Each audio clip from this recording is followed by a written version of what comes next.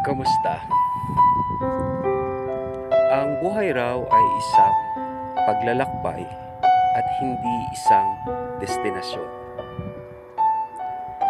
Hindi daw tayo dapat nakatuon lamang dun sa finish line o dun sa dulo ng mga pangarap na gusto nating makamit sa buhay. Meron tayong araw na masasabing maliliit na tagumpay. Meron tayong mga taong nakasalamuha, tama man o maling tao, sa tamang panahon, sa maling pagkakataon. Sila yung mga naging instrumento para magbigay sa atin ng inspirasyon, lungkot, saya, at pagmamahal. At yung iba, sadyang dumaan lang talaga.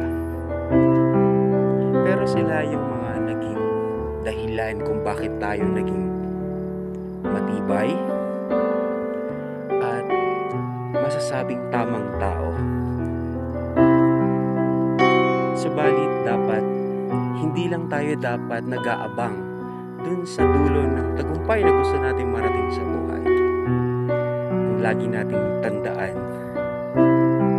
yung mga leksyon, alaala ng mga taong naging kasabay natin sa mahabang proseso.